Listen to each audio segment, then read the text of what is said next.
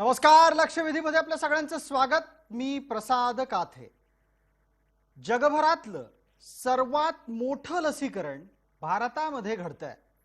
भारताची लोकसंख्या पाहता हे स्वाभाविक आहे असं म्हणत आरोग्य सेवकांच्या पाठीवर कौतुकाची थाप ज्यांना मारायची नसेल त्यांनी तशी मारू नये, पण आमच्यासाठी या जगातल्या सगळ्यात मोठ्या लसीकरणाच्या साठी झटणाऱ्या प्रत्येकाच्या पाठीवर कौतुकाची थाप मारणं अत्यंत गरजेचं वाटतं. हा भाग एका बाजूला आहे आणि दुसऱ्या बाजूला त्याच्याच जोडीला असलेली महत्त्वाची गोष्ट म्हणजे या संपूर्ण प्रकरणामध्ये येणारे अडथळे. 1 मे 2021 ही अत्यंत निर्णायक तारीख जगातल्या सगळ्यात मोठ्या लसीकरणाच्या साठी ठरणार आहे. 1 मे 2021 ला 18 वर्षापेक्षा जास्त वय असलेले आणि 45 वर्षापर्यंत वय असलेले या वयोगटातल्या माणसांच्या लसीकरणाची सुरुवात होणार आहे. आत्ताच्या घडीला महाराष्ट्र हे भारतातलं सर्वाधिक लसीकरण करणारं राज्य ठरलंय. ही कौतुकास्पद बाब आहे. पण दुसऱ्या हाताला याच राज्याकडून 1 मे 2021 रोजी संपूर्ण लसीकरणापैकी मुंबईच्या टप्प्यात 18 ते 45 पर्यंतच्या वयोगटाच्या लसीकरणाबाबत कसलीही शाश्वती देण्यात आलेली नाही. उलट प्रसंगी हे लसीकरण लांबणीवर पडू शकतं आणि त्याला लसीचा अपुरा पुरवठा कारणीभूत असू शकतो अशा प्रकारचं सूतोवाच रूपी संकेतिक वाक्य देण्यात आलेलं आहे. मुंबई महानगरपालिकेवर या लसीकरणाची जबाबदारी आहे. मुंबई महानगरपालिकेचे आयुक्त इक्बाल सिंग चहल यांच्याकडून देण्यात आलेल्या संकेतामुळे हा सगळा प्रकार आत्ताच्या घडीला तरी संशयास्पद आणि तितकाच धूसर वाटायला लागलाय. हे घडत असताना लसीकरणाचा जर समजा असा खेळखंडोबा मुंबईत होऊ शकत असेल तर संपूर्ण राज्यामध्ये तरी काय होणार? राज्यामध्ये आत्ताच 45 वयाच्या पेक्षा जास्त वय असलेल्यांच्या लसीकरणात अनेक प्रकारचे अडथळे येताना दिसत आहेत. लसीकरण केंद्रावर होणारी गर्दी, त्या गर्दीतून होणारी कोरोनाची बाधा ही एका बाजूला चिंतेची बाब आहे. दुसऱ्या बाजूला लसीकरणाच्या होणाऱ्या गर्दीमुळे या संपूर्ण लसीकरण प्रक्रियेच्या बाबतच प्रश्नचिन्ह उपस्थित राहिलंय. कारण लस मिळेल या आशेनं ऑनलाईन नोंदणी करणाऱ्यांना दिवसभरात ती लस मिळेलच याची शाश्वती नसते. दुसऱ्या हाताला अनेक ऐन वेळेला तिथे पोहोचलेले लोक लस घेऊन जातात. अर्थात लसीकरणाच्या नियोजनाची व्यवस्था कोलमडल्याचं यापेक्षा दुसरं चांगलं उदाहरण ते कोणतं? एका बाजूला अधिकाधिक लोकांना लस देण्याच्या साठी महाराष्ट्राचे आरोग्य सेवक झटत असताना नियोजनातला अभाव हा त्यांच्या परिश्रमावर पाणी फेरत आहे. दुसऱ्या हाताला ज्यांना लस विकत घ्यायची आहे त्यांच्यासाठी सुद्धा संपूर्णपणे शाश्वत स्वरूपाची व्यवस्था आत्ता अस्तित्वात नाही. 250 रुपये खर्च करून ही लस विकत मिळू शकते हे ज्यांना ठाऊक आहे ते जेव्हा तशी लस विकत घेण्यासाठी पावलं टाकतात तेव्हा त्यातल्या काहींना रिकाम्या हातानं परतावं लागतं. हा सगळा प्रकार एकूणच लसीकरणाच्या दृष्टीनं अत्यंत आव्हानात्मक आहे आणि काळजी करण्याचं कारण त्यातलं हे आहे की जगातली सगळ्यात मोठी लसीकरणाची ही प्रक्रिया आत्ताच्या घडीला अशीच जर समजा अडखळत चालणार असेल तर कोरोनाच्या विरोधातली आपली लढाई ही किती वेगवान आणि समर्थपणे लढली जाईल. यासाठीच आम्हाला काळजी आहे महाराष्ट्राची. म्हणून आम्ही विनंती करतो आहोत की सावध व्हा आणि 1 मे पासून होणारा गोंधळ टाळा. लक्षवेधीच्या आजच्या याच चर्चेत शीर्षकही आमचं तेच, सावधान 1 मे रोजीचा गोंधळ टाळा.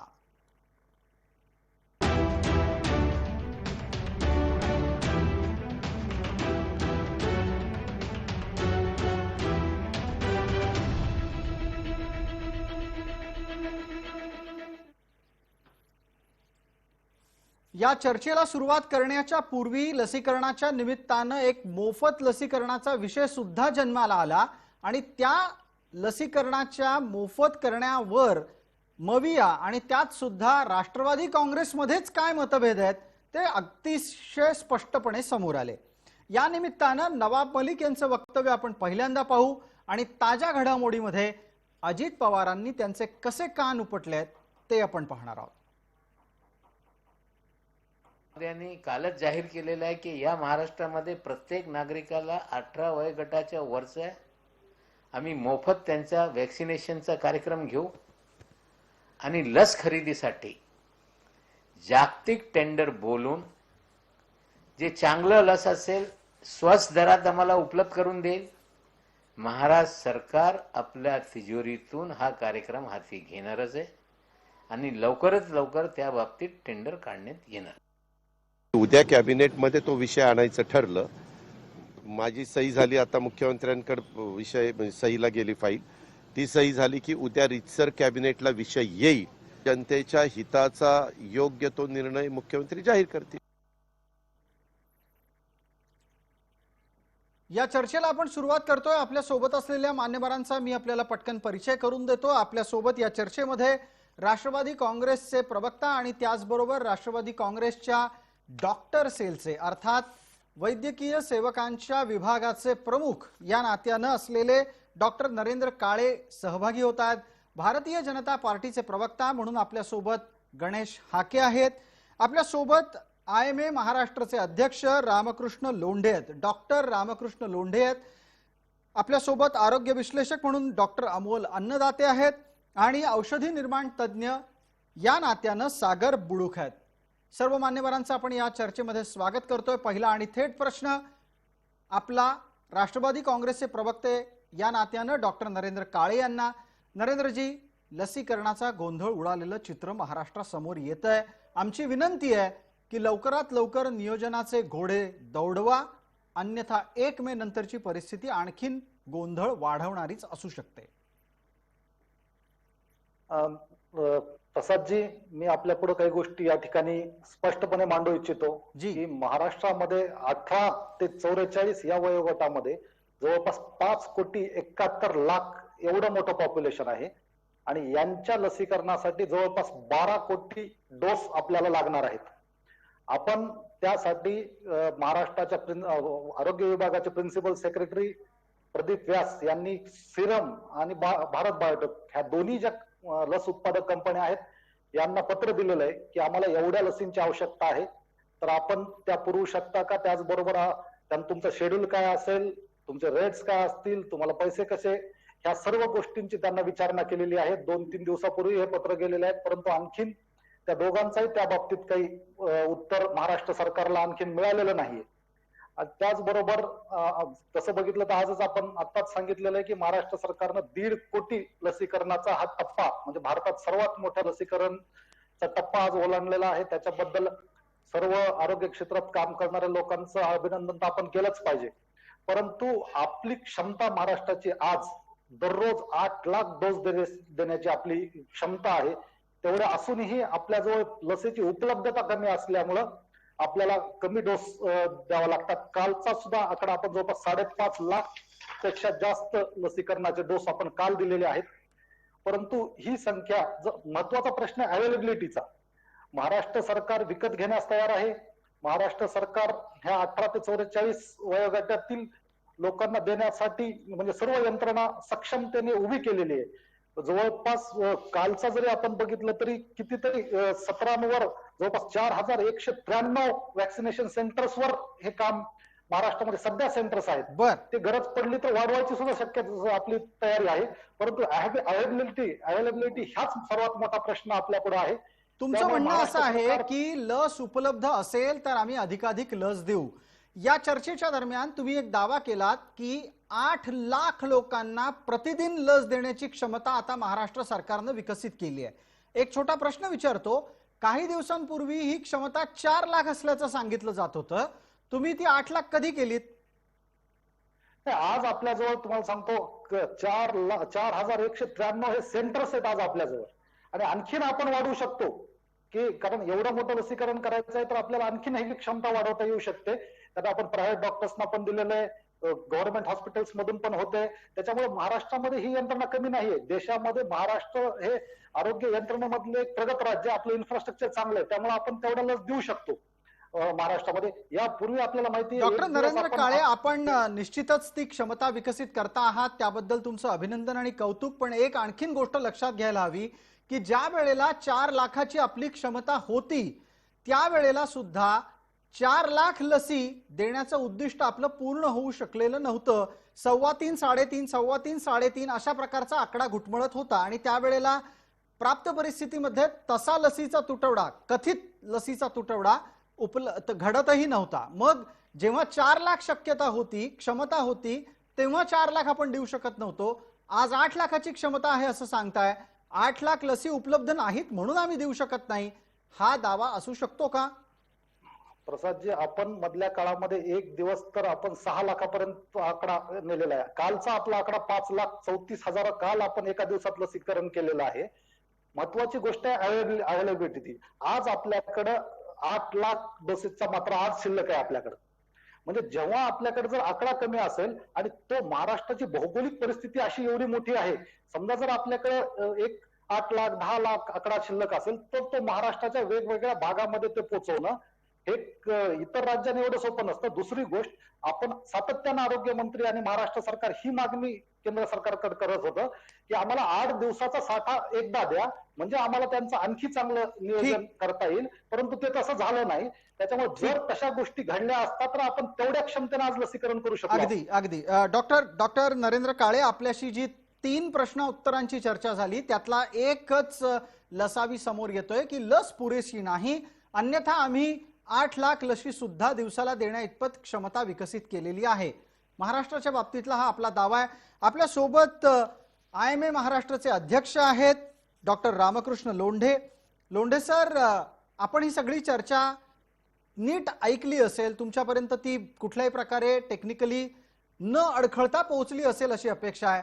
मला आपल्याकडून लोंढे सर ही या प्रश्नाची म्हणजे याचं उत्तर अपेक्षित करतो मी की 8 लाख क्षमता असलेलं महाराष्ट्राचं राज्य मुंबई सारख्या प्रदेशामध्ये 18 ते 45 या वयोगटाच्या लसीकरणाबाबत शाश्वती देत नाही. याचं एकमेव कारण लसीचा अपुरा पुरवठा हेच असतं की नियोजनातली आव्हानं हा सुद्धा मुद्दा आहे? नमस्कार. नमस्कार. नमस्कार, धन्यवाद सर. मी डॉक्टर लोंढे बोलतोय. सरांनी सांगितले आकडेवारी की आम्ही दररोज एवढे व्हॅक्सिनेशन करू. IMची भूमिका अशी राहिलेली आहे पहिल्यापासून. सर, तुम्ही आम्हाला लस उपलब्ध करून द्या. आम्ही सर्व लोकांना मोफत IMAच्या नेटवर्कमधनं मोफत पुरवू. आमच्या IMAचे 46,000 सदस्य आहेत सर महाराष्ट्रामध्ये, आणि प्रत्येकाकडे सगळ्या गोष्टी उपलब्ध आहेत लसीकरणाच्या. अवघड काही नाही. तुम्ही आम्हाला मागेल तेवढी पुरेल तेवढी लस उपलब्ध करून द्या. आम्ही पूर्ण महाराष्ट्र 8 दिवसामध्ये व्हॅक्सिनेट करू. सर म्हणतायत दररोज 8 लाख नाही, 10 पटीनं आपल्याला ही संख्या वाढवावी लागेल केंद्राची. आणि जर असं जर केलं, 10 पटीनं जर वाढवलं, जर 80 लाख जर लोक रोज झाले तर एक 10 दिवसानं 7 ते 8 दिवसानं ही लसीकरण होऊ शकते सर. डॉक्टर लोंढे, आपलं असं म्हणणं आहे की केवळ 8 लाखापर्यंत थांबून आपल्याला चालणार नाही. पुरेशी लस जर दिली तर आपल्याला 80 लाखापर्यंत सुद्धा दिवसाचा टप्पा गाठावा लागेल. पण डॉक्टर लोंढे, मला एक या निमित्तानं प्रश्न उपस्थित करायचा आहे. आत्ताच्या घडीला भारत बायोटेक आणि सेरम या दोघांच्याच लसी उपलब्ध आहेत. 1 तारखेपासून आपल्याकडे स्पुटनिक 5 ही रशियाची लस सुद्धा येणार आहे. त्या निश्चित म्हणजे त्या प्रकारच्या अनुषंगानं निश्चित अशी धोरणात्मक पावलं टाकलेली तुम्हाला दिसतात का? लसीची आयात करणं, बाहेरच्या देशातून लसी विकत घेणं, त्या वेळेत आणणं, या सगळ्या गोष्टी घडतायत? नाही सर, मला यात आपल्या माध्यमातून एवढं सांगायचंय, माझे मत असे येते की पूर्ण लस तुम्ही उपलब्ध करून घ्या. आपल्याला डोस किती लागते, आपल्याला डोस किती उपलब्ध आहेत, आपल्याला डोस किती उपलब्ध होणार आहेत, पूर्ण साठा उपलब्ध करून घ्यावा. आणि त्यानंतर आव्हान करावं पब्लिकला. आपण 1 तारखेला डिक्लेअर करू शकता आम्ही देऊ म्हणून, पण लसीकरण मला वाटतं पूर्ण क्षमतेनं सुरू होईल. कारण लस नाहीये, आमची इच्छा खूप आहे, आम्ही लढायला तयार आहोत, पण आमच्याकडे शस्त्रच नाही आहेत, अशातला भाग आहे. ठीक आहे. माझं मत असे तर पूर्ण लस आपण हस्तगत करावी, प्रोक्युअर करावी, खातरजमा करावी, आणि त्यानंतर आपण ही पावलं उचलावी. ठीक आहे. आपण असं म्हणता आहात की आधी लस ताब्यात घ्या, मग तिचं वाटप करा. डॉक्टर अन्नदातेंना कदाचित या मुद्द्याचा प्रतिवाद करायचा असावा किंवा आणखीन एका मुद्द्यावर ते नेतील आपल्याला. अन्नदातेजी, आपला वेळ सुरू होतोय. मी लसीच्या नियोजनाच्या अत्यंत मूळ बेसिक मुद्द्यांकडे येतो, जे अजून आपल्या राज्य सरकारच्या आरोग्य खात्यापर्यंत केंद्राने ज्या प्रकारे नियमित निर्देश दिलेले आहेत, त्याच्यामध्ये जे काही लूपहोल्स आहेत ते आपण कसे भरून काढता येतील या दृष्टीने मी काही सूचना सांगतो. पहिली गोष्ट, केंद्राने 1-2 गोष्टी अशा सांगितलेल्या आहेत की 1 मे नंतर सेंटरकडून जी लस राज्याला येणार आहे ती समसमान वाटप सगळ्या राज्यांना करण्याच्या व्यतिरिक्त ते त्यांच्या पातळीवर 600 कोवॅक्सिनची किंमत ठरवून दिली आहे 600 रुपये, कोविशिल्डची किंमत ठरवून दिली आहे 400 रुपये स्टेटसाठी, ते खरेदी करू शकतात. यात मला एक महत्वाची गोष्ट अशी वाटते, आणि ती मी, तो राजकीय म्हणा तुम्ही मुद्दा कुठलाही म्हणा, राष्ट्रवादी काँग्रेस पार्टी आज सत्तेत आहे. सायरस पुनावाला हे सिरम इन्स्टिट्यूटचे मालक आहेत. गेली 20 वर्ष मी बघतोय की दरवेळेला माननीय अजितदादा आणि शरद पवारांच्या वाढदिवसाला सर्व पेपर्सला पान भरून सिरम इन्स्टिट्यूटच्या अभिनंदनाच्या जाहिराती आहेत. सायरस पुनावाला आणि पवार साहेबांच्या मैत्रीच्या याच्यावरती कित्येक गोष्टी चघळल्या जातात. तर त्यांनी त्यांचं वजन वापरून जर ते तिथे जाऊन बसले तर मला नाही वाटत की लस स्टेटच्या पदरात पाडून घेणं इतकं अवघड काम आहे. नंबर 1. नंबर 2, आपल्या माहितीसाठी सांगतो की 4 स्पुटनिक 5 सह फायझर, मॉडर्ना आणि जॉन्सन अँड जॉन्सन यांच्या केंद्र सरकारने इमर्जन्सी यूज ऑथरायझेशनची परवानगी देऊन तुमच्या राज्यामध्ये ब्रिजिंग ट्रायल्स, म्हणजे जे लस देऊ तेच ट्रायल्स असं समजून वापर सुरू करा आणि तुमच्या पातळीवर तुम्ही खरेदी करायला सुरू करा, असे निर्देश दिलेले आहेत. आपल्याला या 5 म्हणजे कोवॅक्सिन, कोविशिल्ड सह Sputnik 5, Moderna, Johnson and Johnson जे मिळेल ते आपल्याला ती लस आपल्या पदरात पाडून घे. आणि तुम्हाला सांगतो, अपोलो हॉस्पिटल चेन्नई, दक्षिणेतले जे हॉस्पिटल्स आहे त्यांनी ऑलरेडी या लसींची भारतात खरेदी केली आहे प्रसादजी. आपल्याला ते अजून नीट ठाऊकही नाही. तर मला वाटतं असं ऑर्गनाईज करून किती गरज आहे. आणि एक शेवटची गोष्ट की बरं ठीक आहे, आपला मुद्दा पूर्ण करा आपला. शेवटची गोष्ट सांगतो, मी खासगी लसीकरण केंद्र चालवणाऱ्यासह माझ्यासह अनेकांना गेल्या 2 म्हणजे काल मी कसे तरी हातपाय पडून 100 लसी मी पदरात पाडून घेतल्या. आमच्या जिल्ह्याच्या ठिकाणी स्टॉक पडून आहे. आम्हाला सांगितलं जातंय की आमच्याकडे स्टॉक पडून आहे, पण तो आम्हाला सांगितलंय की 1 मे पर्यंत आता कोणालाही प्रायव्हेट हॉस्पिटल्सला लस द्यायची नाही. आता तुम्ही 1 मे नंतर तुमचं तुम्ही बघून घ्या, तुम्ही तुमच्या स्टॉकिस्ट करून आणि सिरम इन्स्टिट्यूट कडून तुम्ही खरेदी करा, कसं करायची ती, असं आम्हाला सांगितलं जात आहे. ठीक आहे. आता या सगळ्या गोष्टी जेव्हा आपण समोर ठेवतो तेव्हा त्याच्यातल्या बिटवीन द लाईन गोष्टी आपल्याला लक्षात घ्याव्या लागतात. इकडे गणेश हाके आपली एक प्रतिक्रिया अपेक्षित करतो, त्यानंतर मग पुढचा प्रश्न मी डॉक्टर नरेंद्र काळेंना विचारेनच, आणि आपल्या सोबत असलेले सागर बुडुकजी ते सुद्धा बोलतील. मला पटकन गणेश हाकेंना एक मुद्दा असा उपस्थित करायचा आहे. हाकेजी, या सगळ्या गोष्टीतून काय दिसतंय? पुरेशी लस मिळत नाही अशी तक्रार IMAचे अध्यक्ष करतात, अमोल अन्नदाते सांगतात लशी आहेत पण दिल्या जात नाहीत, नियोजन कोलमडतंय लसीकरणाचं, हा वारंवार समोर येणारा मुद्दा आहे का? निश्चितपणे प्रसाद, जे आपण म्हणालात तसं आपण गेल्या काही दिवस आपण पण आपल्या सुरुवातीच्या निवेदनामध्ये त्या गोष्टीचा उल्लेख केला की अनेक दिवस म्हणजे मागच्या काही दिवसामध्ये अनेक ठिकाणी लस उपलब्ध असून सुद्धा यांच्या केंद्र राज्य सरकारच्या नियोजनामुळे ते लस म्हणजे ते लसीकरण होऊ शकत नव्हतं. आता म्हणजे राष्ट्रवादीचे प्रवक्ते नरेंद्र काळे साहेबांनी सांगितलं, खरं म्हणजे त्यांनी प्रामाणिकपणे सांगितलं की आतापर्यंत म्हणजे मी सांगतो मुद्दाम त्यांना की 1,58,62,470 इतक्या लसीचा पुरवठा राज्य सरकारला आपल्या महाराष्ट्राला केलेला आहे. त्यातली 1,39,39,39,410 लोकांना त्याचं लसीकरण केलेलं आहे. आणि आज मितीला म्हणजे 27 तारखेला आज 9,23,060 लसींचा म्हणजे लसीचा साठा शिल्लक आहे. मला सांगा की जर मला सांगा, आणि हे गेल्या महिनाभरातली सुद्धा परिस्थिती ही काही फरकानं अशीच स्वरूपाची होती. सुरुवातीपासून केंद्र सरकारनं राज्य सरकारनं मागितल्याप्रमाणे ज्या ज्या पद्धतीची मागणी केली त्याप्रमाणे लस पुरवठ्याचं काम केंद्र सरकारने केलेलं आहे. पण वारंवार राज्याकडून यांच्या अकार्यक्षमतेचा ठप्पा केंद्र सरकारवर ठेवला जातो की लसच पुरवली जात. मी आज ही आकडेवारी तुम्हाला मुद्दाम या ठिकाणी प्रसादजी तुम्हाला मुद्दाम देतोय की हे सगळं एअरवरती गेलं पाहिजे की असा खोटा प्रचार जो केला जातोय की केंद्राकडून लस दिली जात नाही. गणेश हाकेजी, तुमचा दावा असा आहे ना की तुम्ही आतापर्यंत 1,58,00,000पेक्षा जास्त लसी केंद्राच्या मार्फत महाराष्ट्रात पोहोचवल्या, त्यापैकी आजच्या तारखेला 9,23,060 लसी महाराष्ट्रात उपलब्ध आहेत. मग असं असताना सुद्धा लस नाही असं का म्हटलं जातं? ही खोटारडेपणा यांचं नियोजन नाही. अनेकदा ठिकाणी तुम्हाला मी सांगतो, आता जे मला जे आपले यांनी डॉक्टर आपलं लोंढे साहेबांनी सांगितलं की आता अन्नदात्यांनी सांगितलं की त्यांच्याकडे जिल्ह्याकडे लस आहे, पण आम्ही 1 तारखेशिवाय लस देणार नाही. म्हणजे खाजगी जे काही कोविड सेंटर्स आहेत त्यांना लस न द्यायचं, त्यांच्याकडे त्या पद्धतीचं म्हणजे खाजगीला किती द्यायचं, सरकारीमध्ये किती ठेवायचं, मागणी कुठं जास्त आहे, पेशंट कुठं काय आहे, याचा ताळमेळ यांना यांच्याकडे नाही आहे, नियोजन नाही आहे. आणि त्यामुळं हे विनाकारण मला सांगतो की याचा लस मिळत नाही याचं खापर केंद्र सरकारवरती फोडून गणेश हाकेजी, आपल्या मुद्द्याला, आपल्या आरोपांना प्रतिवाद करण्यासाठी डॉक्टर नरेंद्र काळेंना संधी देतोय. त्यानंतर सागर बुडूक बोलणार आहेत. नरेंद्रजी. गणेश हाकेजी म्हणाले तेच मी पूर्वी ते आकडेवारी दिली होती. त्यांनी कालची आकडेवारी सांगितलेली आहे की 1,49,00,000 आज आता घडीला आपण 1.5 कोटीच्या पुढे गेलेलो आहोत. आपल्याकडे मी सांगितलं की आपल्याकडे 8 लाखाचा लसीचा फक्त साठा शिल्लक आहे. हा गणेशजींना मी सांगू इच्छितो, महाराष्ट्रासाठी गणेशजी 8 लाख हा सफिशियंट साठा नाहीये, तो अत्यंत कमी आहे. म्हणजे महाराष्ट्रात अतिशय कमी आहे. आणि आजचा जर दिवस संपला, जेव्हा काल आपण 5.5 लाख केलेले आहेत, आज जर आपण तेवढेच केले गेले तर आपल्या हातात काय राहतं? म्हणजे आपण देत नाही जास्त, आपण 1 आठवड्याची मागणी करतोय केंद्र सरकारला की 1 आठवड्याची लस आमच्याकडे द्या. आपणच मान्य केलंय की फक्त एवढीशी लस शिल्लक आहे आपल्याकडे 8 लाखाची. म्हणजे एक प्रकारे आपण पण मग नरेंद्र काळे, आपल्याला ह्याच्यातून सुचवायचं काय आहे? आत्ताच्या घडीला 8 लाखाचा साठा आहे, तो 8 लाखाचा साठा हातात असतानाही मग मुंबईत लस 45च्या पेक्षा कमी आणि 18 पेक्षा जास्त यांना का दिली जात नाही? जर मुंबईत हे करणार असाल तर राज्यात तरी ती इतरांना मिळेल याची शाश्वती आहे का? मुंबईसाठी वेगळा निर्णय का? इतर राज्यासाठी वेगळा निर्णय का?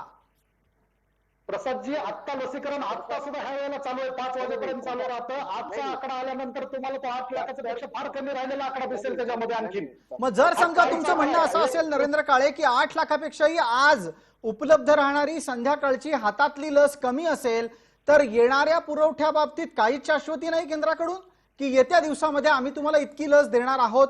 आपण तर मागतोय, आपण 8 दिवसाची मागतोय सर, की 8 दिवसाची जर आपल्याकडे आली तर आपलं नियोजन आणखीन सोपं होईल ना. जर एका दिवसाचा आपला एवढा छोटा कोटा असेल तर आपल्याला महाराष्ट्र एवढा मोठा आहे, तिथं पाठवणं सगळ्याच गोष्टी अवघडीच्या होतात. त्यामुळे आज नाही. गणेश हाके उत्तर देतील. गणेश हाके, पाईपलाईन मधली लस किती आहे आणि 1 मे पर्यंत महाराष्ट्राला अपेक्षित असा साठा मिळणार आहे का? बरं, या अपेक्षित मध्ये एक महत्वाचा मुद्दा असा येतो की मुळात आपण मागणी कितीची नोंदवलेली आहे. गणेश हाके, उत्तर आहे? नाही, 2 गोष्टी यांच्यामध्ये मी तुम्हाला सांगतो की ज्या आता एकूण आहे की केंद्राला संपूर्ण देश म्हणजे देशातल्या विविध राज्यांना ज्या पद्धतीची मागणी आहे त्या पद्धतीप्रमाणे ज्या पद्धतीची लस सप्लाय केली ती डॅशबोर्डावरती ऑलरेडी असते. त्यामुळे आपण वेगळ्या पद्धतीने सांगायची गरज नाही की कुठल्या राज्याला किती पद्धतीची लस मागितली, त्यांनी मागितली किती आणि आपण दिली किती. महाराष्ट्र सरकारने ज्या स्वरूपामध्ये केंद्राकडे मागणी केली त्याप्रमाणे केंद्रानं यांना लस दिलेली आहे. त्यांना आणि केंद्र हे सांगताय की तुम्ही हे आम्हाला वेल इन ऍडव्हान्स सांगा, अगोदर सांगा. पण यांचं कुठलंही नियोजन नसल्यामुळे ठामपणे ठोकपणे आम्हाला एवढी लस पाहिजे आहे हे सरकार सांगू शकत नाहीये. कारण माहित आहे आम्ही सांगतो गणेशजी की आम्हाला 8 दिवसाची घ्या, 8 लाखाच धरलं तर आम्हाला 40 लाख द्या तुम्ही दर आठवड्याला. नाही, तुमची क्षमता 8-8-64 म्हणजे 64 लाख रुपये द्या, 64 लाख डोसेस देऊ शकता तुम्ही आम्हाला दर आठवड्याला. काळेजी, तुमची क्षमता काय आहे हे केंद्र सरकारला माहित आहे. केंद्र सरकार केवळ तुम्ही म्हणता म्हणून तुम्ही म्हणजे त्या गोष्टी करणार नाहीये. कारण तुम्ही गेल्या 1-2 महिन्यामध्ये ज्या पद्धतीनं महाराष्ट्रामध्ये तुम्ही लसीकरण जो अत्यंत तुमची अकार्यक्षमता जो भोंगळ अशा स्वरूपाचा कारभार आहे, नियोजन 12 कोटीच्या महाराष्ट्राला ज्या प्रमाणात देतात त्याच्या किती पटाने तुम्ही गुजरातला देता, जे की 6 कोटीचे अर्धे आहे, अर्धी लोकसंख्या असलेल्या गुजरातला, अर्ध्या संख्या असलेल्या म्हणजे कोरोनाची संख्या तिथं अर्धी आहे तिथं. नाही डॉक्टरजी त्या प्रमाणात महाराष्ट्राला द्या ना तुम्ही. ज्या राज्यामध्ये जितक्या प्रमाणामध्ये रुग्णांची संख्या आहे त्या प्रमाणामध्ये लस आज दिली जाते. ठीक आहे. महाराष्ट्राला सर्वाधिक लस केंद्राने दिलेली आहे महाराष्ट्राला, कारण महाराष्ट्रामध्ये अधिक रुग्ण आहेत याची कल्पना केंद्राला आहे. या चर्चेमध्ये सागर बुडूक यांना सहभागी करून घेतो आणि जाता जाता एक तपशील फक्त पुरवतो. महाराष्ट्र आणि गुजरात, महाराष्ट्र आणि उत्तर प्रदेश अशा प्रकारचा अस्मितेचा संघर्ष करण्याची बऱ्याच नव्या अस्मितावादी राजकीय पक्षांना सवय लागताना दिसते. एक तपशील अत्यंत यामध्ये लक्षात घेण्याचा गरजेचा आहे, तो म्हणजे असा की महाराष्ट्र 14 पैकी 1ला लस देतोय, गुजरात 10 पैकी एकाला लस देतोय. सागर बुडूक यांच्याकडे जाऊयात पटकन. सागर बुडूक, आत्ताच्या घडीचा एक मुद्दा आहे कळीचा, पुरेशी लस मिळत नाही. पुरेशी लस मिळत नाही याच्यासाठी नियोजन कोणाचं अपेक्षित आहे? पुरेशी लस उत्पादित होऊन ती पोहोचण्यात अडचणी आहेत की खऱ्या अर्थानं पुरेशी लस दिली गेलेली आहे, वाटपाचं नियोजन झेपत नाही म्हणून ही तक्रार आहे?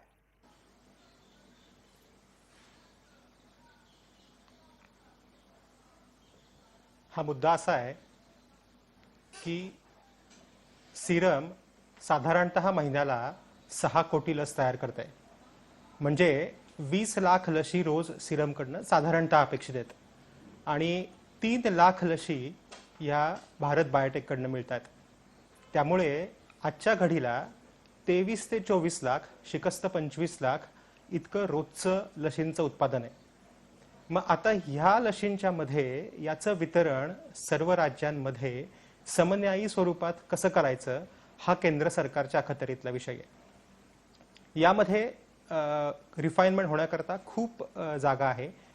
मुळात मुद्दा असा आहे की इतक्या मोठ्या लोकसंख्येला जर आपल्याला लसीकरण करायचं असेल तर ही लस निर्मिती क्षमता ही पुरेशीच नाहीये. आणि 1 मे नंतर जेव्हा तुम्ही 18 वयोगटावरच्या सर्व लोकांना लसीकरण करायचं या उद्देशाने पुढे जात असता तेव्हा हा जो रोजचा लशींचा साठा आहे तो अत्यंत अपुरा आहे. आणि याच्यामध्ये केंद्र सरकार किंवा राज्य सरकार असं न बघता जर आपण एक होलिस्टिक सोल्युशन ह्या अँगलनी बघितलं तर ते मला वाटतं जास्त योग्य आणि जास्त बरोबर राहील. बर, आपल्याला हे बघायचं आहे की महाराष्ट्रापुढचं आत्ताचं आव्हान फार मोठं आहे, देशापुढचं आव्हान पण त्याहीपेक्षा मोठं आहे. तर हे वाटप कसं करायचं आणि ग्लोबल टेंडर काढायचं, जागतिक निविदा काढायच्या, जागतिक बाजारपेठेतनं माल घ्यायचा, हे सगळं ठीक आहे. पण याच्यामध्ये जर तुम्ही थोडं बारकाईने बघितलं तर मॉडर्नाने सांगितलं की आम्हाला भारतामध्ये येण्यामध्ये फारसा नाहीये इंटरेस्ट. त्यानंतर फायझरने असं सांगितलं की आम्ही फक्त गव्हर्नमेंटमध्ये सप्लाय करू, आम्ही ना नफा ना तोटा या तत्वावरती गव्हर्नमेंट सप्लाय करू. मग अशा परिस्थितीमध्ये ज्या 5 प्रमुख लशी आहेत, मॉडर्ना, त्यानंतर फायझर, J&J, स्पुटनिक, कोविशिल्ड आणि कोवॅक्सिन, तो कोविशिल्ड कोवॅक्सिन पुरेसा आता नाहीये. कदाचित जून अखेरनंतर त्यांच्या कॅपॅसिटी एक्सपान्शन नंतर पुरेशा लशी उपलब्ध होतील. पण स्पुटनिक सुद्धा 1 मेला लशी देणार, पण त्या किती देणार हे अजून आपल्याला माहिती नाहीये. त्यामुळे आत्ताच्या घडीला लसी पुरेशा नाहीयेत हे सत्य आहे. नियोजनामध्ये सुद्धा काही त्रुटी आहेत हे पण सत्य आहे. या दोन्ही गोष्टींची सांगड योग्य पद्धतीने घातल्याशिवाय हा लसीकरणाचा कार्यक्रम पुढे जाईल असं आता वाटत नाहीये. त्यामुळे ही दोन्ही केंद्र सरकार आणि राज्य सरकार या दोघांचीही जबाबदारी आहे की मिळून एकत्र काम करून हा कसा आपल्याला योग्य पद्धतीने प्रश्न हाताळता येईल. ठीक आहे. आता मग पटकन एक पुढचा मुद्दा घेतो आणि गणेश हाकेंना बोलतो करतो. गणेश हाकेजी, 132 कोटीच्या सुमारास लोकसंख्या असलेल्या देशाच्या साठी 25 लाखाची प्रतिदिन लस उत्पादन क्षमता ही कमी आहे हे निरीक्षण समोर आल्याच्या नंतर आपल्याकडून उत्पादन क्षमता वाढवण्याच्या साठीचे पुरेसे प्रयत्न होत आहेत का? निश्चितपणे वेगवेगळ्या स्तरावरती त्या संदर्भामध्ये बोलणी सुरू आहेत. ज्या सध्या तुम्हाला सिरम असेल किंवा बायोटेक असेल, ह्या दोन्ही कंपन्यांना त्यांना मोठ्या प्रमाणामध्ये उत्पादन वाढवण्याच्या दृष्टिकोनातून केंद्र सरकारने त्यांना सूचना केलेल्या आहेत आणि त्याप्रमाणे त्यांच्या ज्या क्षमतेमध्ये ती वाढ करण्याचं काम दोन्ही कंपन्यांकडून सुरू आहे. मला वाटतं की त्या पद्धतीने त्या करतील. अन्य काही आता ज्या गोष्टी ज्या कंपन्यांचा उल्लेख केला त्याच्या संदर्भात सुद्धा जेणेकरून देशातल्या प्रत्येक व्यक्तीला लस देणं हे केंद्र सरकारनं म्हणजे ठरवलेलं आहे की आपण आणि कर्तव्याचा भाग म्हणून केंद्र सरकार या देशातल्या प्रत्येक माणसाला लस देणार आहे. त्या अनुषंगाने लसीच्या निर्मितीच्या अनुषंगाने सुद्धा केंद्र सरकार पूर्णपणे प्रयत्न करत आहे. पण मग एक मिनिट याच्यामध्ये थोडा हस्तक्षेप करतो आणि एक पटकन पुढचा मुद्दा मला परत एकदा सागर बुडूकजी यांना विचारायचा आहे. सागरजी, आपण फार्मा कंपनीच्याच संदर्भातले आहात, त्या क्षेत्रातले व्यावसायिक सुद्धा आहात आणि औषध निर्मिती हा तुमच्या अभ्यासाचा सुद्धा विषय आहे पदवी प्राप्त असल्याच्या निमित्तानं. मला एक आपल्याला प्रश्न असा उपस्थित करायचा आहे की केवळ आणि केवळ 2 कंपन्यांवर विसंबून राहणं आपल्याला परवडणार आहे का? 2 पेक्षा अधिक कंपन्यांच्या माध्यमातून भारतातच अधिकाधिक उत्पादन ठिकठिकाणी व्हावं असं नियोजन करता येतं का? आधी ते व्हायला हवं होतं का?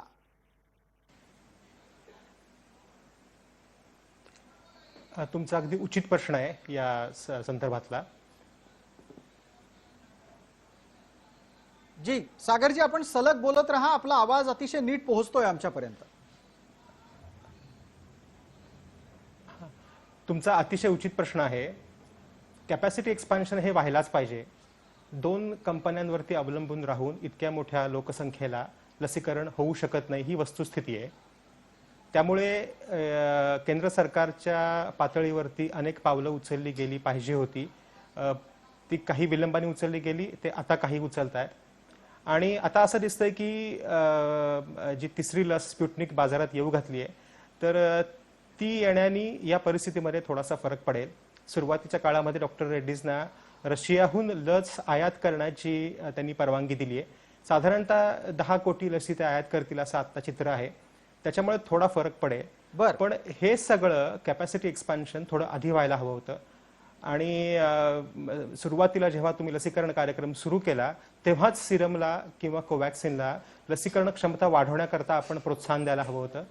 पण ते आता बाजूला पडलं. आता त्याची चर्चा करण्यात काही उपयोग नाही. आपण असं म्हणता आहात की हे थोडंसं आधी व्हायला हवं होतं. डॉक्टर नरेंद्र काळे, लसींच्या बाबतीत आपण स्वतः डॉक्टरही आहात आणि इथे सत्ताधारी गटाचे प्रतिनिधी म्हणून पण आहात. मला आपल्याला एक प्रश्न उपस्थित करायचा आहे की लसीच्या उत्पादनाच्या बाबतीत ज्या पद्धतीनं आधी नियोजन व्हायला हवं होतं असं एक मत समोर येतं आहे.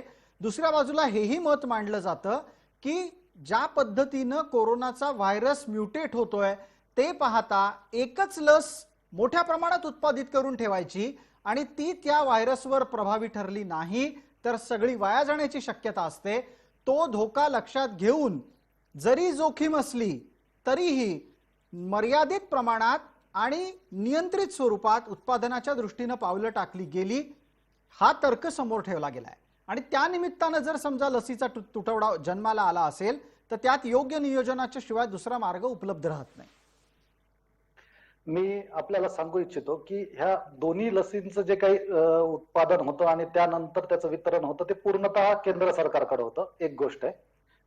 त्याच्यामुळे केंद्र सरकारने देखील ह्याच्यामध्ये उत्पादन वाढीसाठी विशेष प्रयत्न करणं गरजेचं होतं. आता महाराष्ट्र सरकारने आपल्याला माहिती हाफकिनसाठी देखील परवानगी मागितलेली आहे लस उत्पादित करण्याची. त्यांना ती मिळालेली आहे. ते पण त्याच्यामध्ये आता पुढे पावलं टाकतायत. म्हणजे एक उत्पादन करणारा एक त्याच्यामधला प्लेअर काही इतक्या लवकर जरी शक्य नसलं तरी काही दिवसांमध्ये ते 100% येतील.